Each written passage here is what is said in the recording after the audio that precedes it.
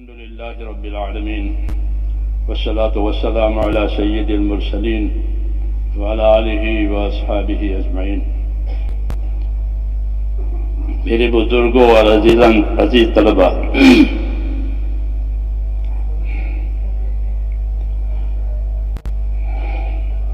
اس سے پہلے طلبہ کرام سے ہمارا ملنا ہوا رائمنڈ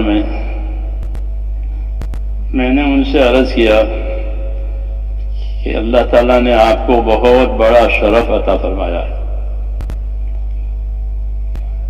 کیوں کہ حدیث پاک میں ہے کہ ساری دنیا لعنت کے تحت میں ہے۔ ساری دنیا کی حکومتیں، دنیا کی تجارتیں، دنیا کی سب چیزیں کس کے تحت میں ہے؟ لعنت کے تحت، بعید ہے اللہ کی رحمت سے، چاہے وہ کتنی بڑی حیثیت ہو اس کی، وہ رحمت سے بعید ہے۔ پھر رحمت کے دائرے میں کون ہے؟ رحمت کے دائرے میں کون ہے؟ رحمت کے دائرے میں ہے اللہ کا ذکر۔ اللہ کے ذکر سے مراد اللہ کی اطاعت ہے، کیونکہ کل مطیع ذاکر، قاعدہ ہے یہ کہ ہر وہ آدمی جو اللہ کی اطاعت میں ہے وہ اللہ کے ذکر میں ہے۔ تو اللہ کی اطاعت جو ہے وہ ہے رحمت کے نیچے۔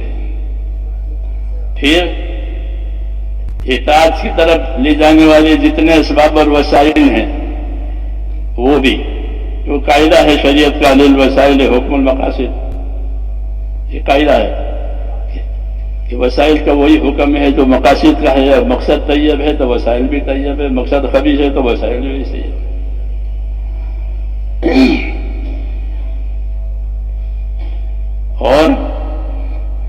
اور کون ہے کہ عالم اور متعلم، الحمدللہ کہ اور اللہ کی رحمت کے نیچے اور اس کے دائرے میں علم والے حضرات ہیں اور اس کے سیکھنے والے حضرات، کیونکہ دنیا سیکھنے کی جگہ ہے، دنیا برتنے کی جگہ ہے، آخرت انجام پانے کی جگہ ہے۔ جی ہاں، تو عالم اور متعلم یہ رحمتوں کے دائرے میں ہے، کیونکہ جو علم اللہ تعالیٰ نے ہم کو دیا ہے وہ بہت بڑا شرف ہے۔ دو چیزیں بڑی نعمت ہیں، ایک ایمان، ایک علم، یہ دو بڑی نعمت ہیں۔ ایمان یہ تو اللہ کے تعلق کا نام ہے، اور ایمان کہ ایمان کا اثر یہ ہے کہ ایک آدمی بھی اگر زمین پر اللہ اللہ کرنے والا ہوگا تو قیامت نہیں ہے۔ ایمان کی یہ تاثیر ہے کہ عالم کے بقا کا یہ ذریعہ ہے، یہ عالم باقی رہے گا جب تک ایمان کا اثر باقی رہے گا۔ ایک آدمی بھی اللہ اللہ کرنے والا ہے ضمیر ہوئے زمین پر تو اللہ قیامت نہیں لیں گے، بلکہ پورا یہ کارخانہ چلتا رہے گا۔ حالانکہ عام طور پر ایک پیسنجر کے لیے گاڑیاں چلتی ہیں کہ بھئی ایک ہی پیسنجر ہے تو نہیں چلائے گا وہ، لیکن یہ چلے گی ایک آدمی اللہ اللہ کرنے والا ہے تو یہ کائنات باقی رہے گی، اور سارا نظام اللہ تعالیٰ اس کی وجہ سے چلائے گی۔ ایمان، پھر اللہ نے علم اتارا ہے، کیونکہ ایمان کا تقاضا اطاعت ہے۔ ایمان کس چیز کو مقتضی ہے کہ ایمان کا تقاضا اطاعت، کہ اللہ پر ایمان لائیں یعنی اللہ کی اطاعت کریں گے۔ پیغمبروں کا دنیا میں آنا اسی مقصد کے لیے ہے، وَمَا أَرْسَلْنَا مِن رَّسُولٍ إِلَّا لِيُطَاعَ بِإِذْنِ اللَّهِ، کہ انبیاء کرام کی آمد دنیا میں وہ اللہ تعالیٰ کی اطاعت قائم کرانے کے لیے ہی ہے۔ پھر اطاعت کے حدود قیود، تاکہ وہ شہید ہو جاوے، تقصیر سے اور گولوں سے بچ جاوے، اس کے لیے کیا ہے کہ اس کے لیے اللہ تعالیٰ نے علم اتارا صحیح رہبری کے لیے، تاکہ اس میں کسی قسم اس اطاعت میں کسی قسم کی تقصیر نہ ہو۔ تو یہ دوسری نعمت ہے علم، کہ اللہ کے اطاعت کے کیا تقاضے ہیں اور اس کے کیا حدود قیود ہیں. ایک دوسری بات یہ کہ دنیا ہے یہ مخلوق، اس میں اللہ تعالیٰ کی مخلوق ہے. اللہ تعالیٰ نے دنیا کو دار الحقوق قرار دیا ہے کہ یہاں حقوق ادا کیے جائیں گے، اور آخرت کو دار الاجور بتایا کہ وہاں بدلہ دیا جائے گا. یہ ضابطہ ہے، ہمارا عقیدہ ہے. یہ آخرت دار الاجور ہے اور دنیا دار الحقوق ہے. یہاں حقوق ادا کیے جائیں گے اور آخرت میں اس کا بدلہ دیا جائے گا. تو حقوق کی پہچان کیسے ہو کہ کیا کیا حق ہے؟ تو حقوق کی پہچان کے لیے اور حقوق کی صحیح ادائیگی کے لیے اللہ تعالیٰ نے علم اتارا ہے. یہ ہمارے علم کی غایت ہے کہ اس علم کے ذریعے سے حقوق ادا کیے جائیں. سب سے پہلے اللہ کا حق ہے. حضور صلی اللہ علیہ وسلم فرمایا معاذ آپ کو معلوم ہے اللہ کا کیا حق ہے؟ یہ نہیں آپ بتائیں گے. فرمایا اللہ کا حق یہ ہے کہ اسی کی اطاعت کی جائے گی، اس کے ساتھ اسی کی عبادت کی جائے گی، اس کے ساتھ کسی کو شریک نہیں کیا جائے گا. تو اللہ کا حق بتایا سب سے پہلے، کیوں کہ یہ ہے حق ادا کرنے کی جگہ. اسی طرح چونکہ دنیا تعلقات کی جگہ ہے، تعلقات کی جگہ ہے، یہاں آدمی کے پیدا ہوتے ہی اس کے تعلقات شروع ہو جاتا ہے. یہ ماں ہے، یہ باپ ہے، یہ ددیال ہے، یہ کاروبار ہے، تعلقات ہے. اور تعلقات کے حقوق ہوتے ہیں، اس کے حقوق نہ ادا ہوں گے تو وہ تعلقات کیسے صحیح قائم ہوں گے؟ تو چونکہ یہ دنیا دارالحقوق قرار دی گئی ہے اللہ کی طرف سے، اس لیے اللہ تعالیٰ نے ان حقوق کی ادائیگی کے لیے علم اتارا ہے نبیوں پر. حضور صلی اللہ علیہ وسلم آخری نبی ہیں، آپ کو کامل طور سے سارا علم دیا گیا. ایمانیات ہو، عبادات ہو، معاملات ہو، معاشرت ہو، ہر لائن کا آپ کو کامل علم دیا گیا ہے. وہ علم آپ نے دنیا کو پہنچایا ہے اسی وجہ سے، تاکہ ہر طبقہ اپنی جگہ اپنا علم لے کر کے حق ادا کرنے والا بنے. جی ہاں، اس لیے مولانا محمد یوسف صاحب فرماتے تھے ہمارے ہاں ہر شعبے کے فضائل ہیں، ہر شعبے کے مسائل ہیں. ہر شعبے کے فضائل ہیں، ہر شعبے کے مسائل ہیں. عبادت کے فضائل، عبادت کے مسائل. جی ہاں، اسی طرح ہر شعبے کے فضائل، ہر شعبے کے مسائل. یعنی اس کا علم دیا گیا ہے کہ ان علم پر عمل کرنے سے کیا ملے گا اور اس کا کیا طریقہ ہے. فضائل اور مسائل کا یہ مطلب ہوتا ہے کہ بھئی اس پر ہم کو کیا دیا جائے گا آخرت میں اور دنیا میں، اور پھر اس کے کرنے کا کیا طریقہ ہے. یہ ہر شعبے کے فضائل، ہر شعبے کے مسائل دیے گئے ہیں تاکہ ہمارا ہر شعبہ جو ہے وہ علم پر چلے اور صحیح رخ پر یہ قائم رہے. اس لیے اللہ تعالیٰ نے ہر شعبے کے علوم ہمارے اوپر رسول صلی اللہ علیہ وسلم کے ذریعے سے گویا ہمیں دیے گئے ہیں. اس لیے ان کا سیکھنا فرض ہو گیا کہ یہ علم سیکھنا کہ یہ فرض اور لازم ہے، ورنہ آدمی جاہل رہے گا. ہاں، وہ جاہل تو ایسا ہوتا ہے جیسا نابینا ہوتا ہے. جی ہاں، اسے کچھ پتہ نہیں کیا اونچ ہے کیا نیچ ہے. جی ہاں، ایسے ہی جب علم نہیں ہوگا تو وہ اپنی ذمہ داریوں کو کیسے پوری کر سکے گا، جو تو بے خبر ہے. اس لیے اللہ تعالیٰ نے ہم کو علم سے نوازا اور علم کو فرض کیا کہ اپنی زندگی علم والی بناوے. جس لائن میں ہو اس لائن کا علم اس کے ذمہ ضروری ہے تاکہ اس کو فضیلت ملے اور آخرت میں اس کا بدلہ ملے اور دنیا میں اس کا حق ادا ہو جائے. اس لیے اس علم کو عام کیا گیا، اس کا سیکھنا ضروری قرار دیا کہ اس علم کے بغیر نجات نہیں ہے، اس کے بغیر نجات نہیں ہے. جہالت ہے، جہالت جہنم میں لے جاتی ہے. ہمارے پڑھنے کے زمانے میں ایک کتاب پڑھائی جائے کریمہ، پتہ نہیں ہے بھیا نے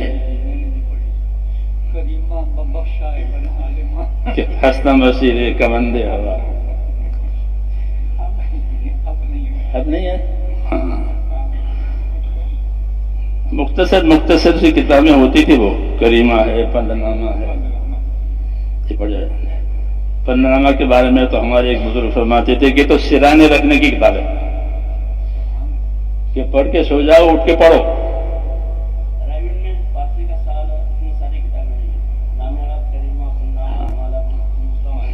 نام حق کتاب میں منظوم کتاب ہے، اس میں کتاب کے مسائل ہے، منظوم مسائل. نام حق میں نہیں پڑھی، نماز کے موٹے موٹے مسائل نظم میں. تو کریمہ ہے، کریمہ پر بات آئی. تو کریمہ میں یہ ہے کہ سرانجام جاہل جہنم بود، کہ جاہل نکو عاقبت کم بود. یہ کہ جاہل کا سرانجام کیا؟ کہ جاہل کا سرانجام جہنم. کیوں؟ کہ اس نے حقوق کی پائمالی کی ہے، حقوق سے بے خبر رہ کر اس سے حقوق کی پائمالی ہوئی ہے، اس لیے اس کو سزا ملے گی. اور رہا علم کہ علم ہے تو سارا نظام صحیح ہے، اس کریمہ میں ہے. تو را علم در دین و دنیا تمام، کہ کاری تو از علم گیرت نظام. یہ کہا علم تیرے لیے کافی ہے دنیا آخرت کے نظام کے لیے. کیوں؟ اس میں سارے حدود ہے، قیود ہے، جی ہاں سب چیزیں اس کے اندر بیان کی گئی ہے. تو ہمارا علم جو ہم کو ملا ہے وہ اس مقصد سے ملا ہے کہ اللہ نے دنیا کو دار الحقوق قرار دیا ہے. تو حقوق کی معرفت کے لیے علم اللہ نے اتارا ہے، اس لیے اس کا سیکھنا فرض ہو گیا تاکہ حق ادا کر کے آخرت میں جائیں. اس کی فرضیت اسی وجہ سے کہ حق ادا ہو جائے گا، نہیں تو حق نہیں ادا ہوگا حالت کی وجہ سے. اس لیے تو اس کو سیکھنا سکھانا لازمی ہو گیا. ایک بات. دوسری بات کہ یہ علم جو ہے ایک بطور امانت کے آیا ہے، اس میں کسی کی کوئی تبدیلی تحریف جائز نہیں ہوگی. یہ امانت ہے، جیسا ہے ویسا ہی رکھا جائے گا، ویسا ہی سکھا جائے گا، ویسا ہی بتایا جائے گا. یہ اللہ کی امانت ہے، اس کی حفاظت بھی ضروری ہے اور پھر امانت ہونے کی وجہ سے اس کی اشاعت بھی ضروری ہے. کیوں؟ کہ ایک مشترک سرمایہ ہے، یہ سب کی ہدایت کے لیے آیا ہے، سب کی رہبری کے لیے آیا ہے، سب کی نجات کے لیے. اس علم کی مثال حضور صلی اللہ علیہ وسلم نے آسمان کے پانی سے دی. مثل ما بعثنی اللہ من العلم والہدی کمثل غیث، کہ یہ علم و ہدایت جس کے ساتھ مجھے اللہ پاک نے بھیجا ہے اس کی حیثیت ایسی ہے جیسے آسمان سے آنے والا پانی. آسمان سے آنے والے پانی کی تاثیر یہ ہے کہ زمین کی ہر مخلوق اس کے سبب سے زندہ رہتی ہے. پانی کٹ ہو جائے تو کہ زمین کی مخلوق زندہ نہیں رہے گی. وَجَعَلْنَا مِنَ الْمَاءِ كُلَّ شَيْءٍ حَيٍّ، کہ پانی سے ہم نے ہر چیز کو اس زمین پر حیات دے رکھی ہے. تو جس طرح پانی حیات کا سبب ہے، اس طرح حضور صلی اللہ علیہ وسلم کا لایا ہوا علم و ہدایت یہ سب کی نجات کا ذریعہ ہے. یہ کہنا ہے ہر طبقے کی، اوپر کا طبقہ، نیچے کا طبقہ، کمزور طبقہ، قوی طبقہ، جو بھی طبقہ، سب کی ہدایت، سب کی نجات اس کے اندر ہے. اس لیے اس علم کو ایک مشترک سرمایہ بتایا گیا کہ اس میں سب کا حصہ ہے. ہدی للعالمین، سب کی ہدایت ہے، سب کی رہبری ایک مشترک ہے. اس لیے یہ امانت ہے. اس کا سیکھنا، اس کا سکھانا اور اس کو حقدار تک پہنچانا یہ ذمہ ہے. جس طرح مال تجارت سے ترقی کرے گا، یہ علم اس سے ترقی کرے گا کہ اس کو سکھایا جائے گا، سیکھا جائے گا، پہنچایا جائے گا، بتلایا جائے گا. اس کے طلبگار پیدا کیے جائیں گے. طلب ہوتی نہیں ہے. جو چیزیں سامنے ہے اس کی طلب ہوتی ہے. اس کا نفع سامنے ہے اس کی طلب ہوتی ہے. اس کی طلب ہوتی ہے کہ اس کی طلب پیدا کراؤ. لوگوں کو اس کا طالب بناؤ.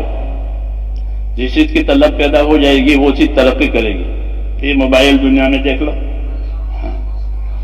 جی ہاں، ہر ایک کے پاس پہنچ گیا، یہاں تک کہ بھیک مانگنے والوں کے پاس بھی ہے.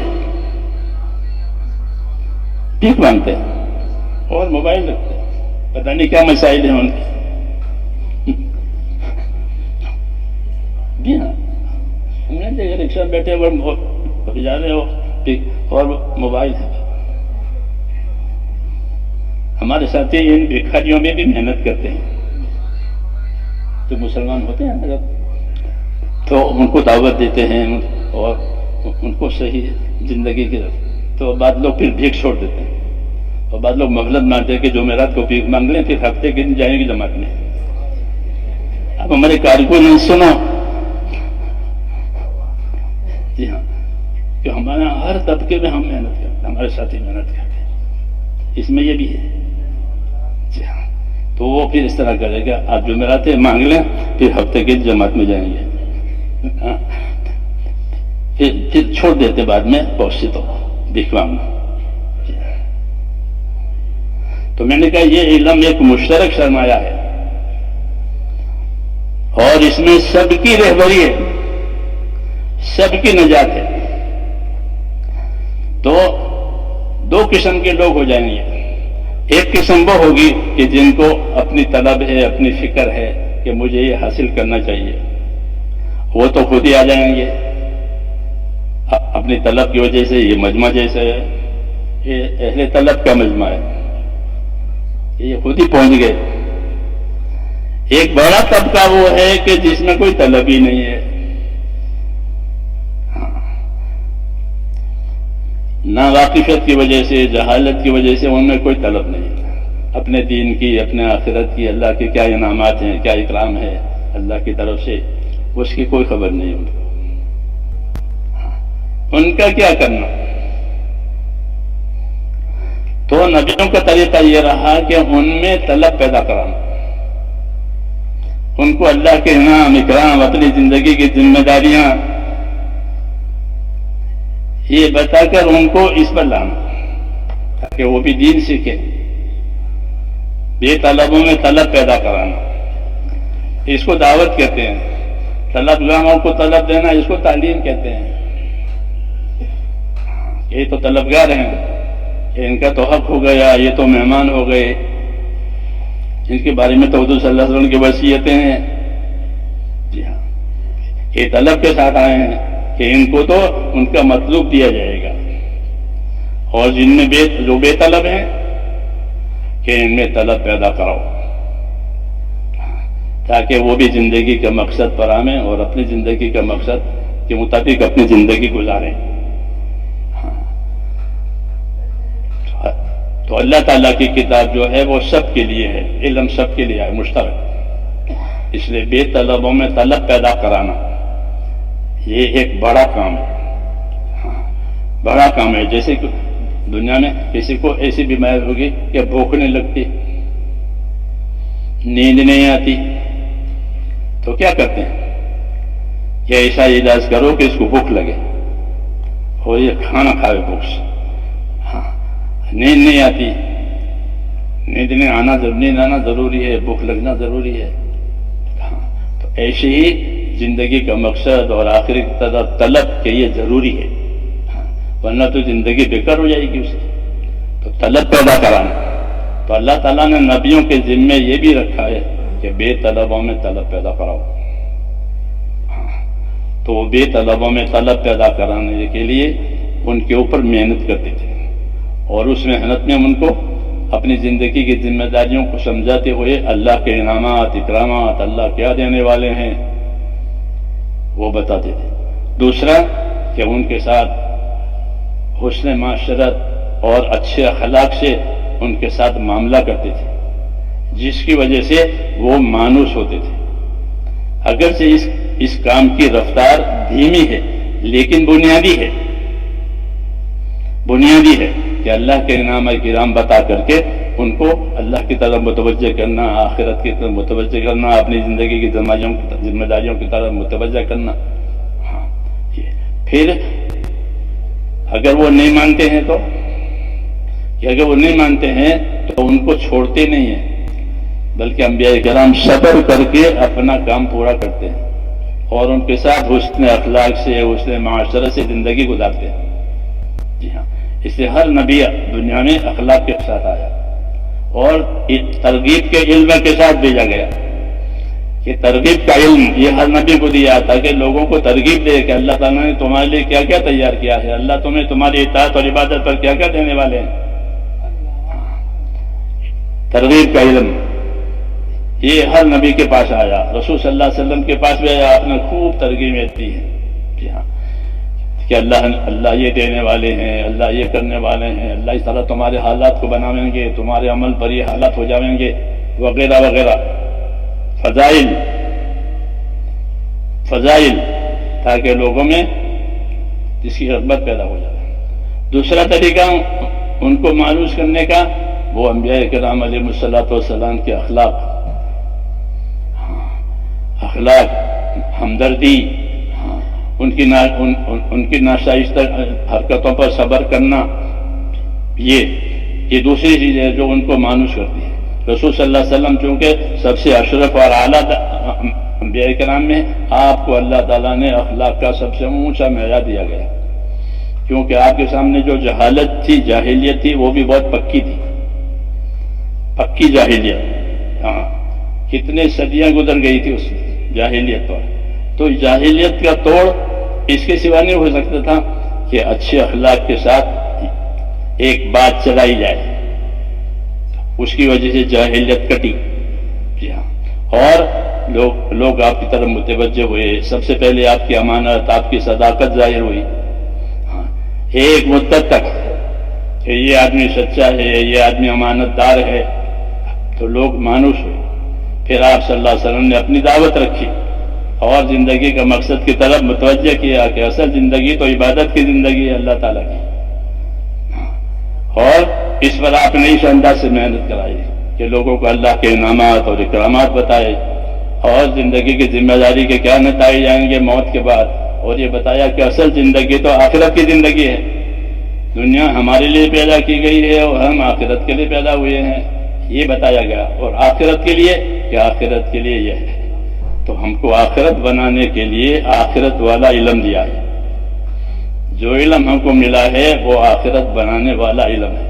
جیسے دنیا کے لیے علوم فنون ہوتے ہیں دنیا کی ترقیات کے لیے، وہ دنیا کی ترقیات کے لیے ہے، لیکن آخرت بنانے کے لیے اور زندگی کی ذمہ داریوں کو پورا کرنے کے لیے اللہ تعالیٰ نے یہ علم جو حضور صلی اللہ علیہ وسلم کو دیا ہے۔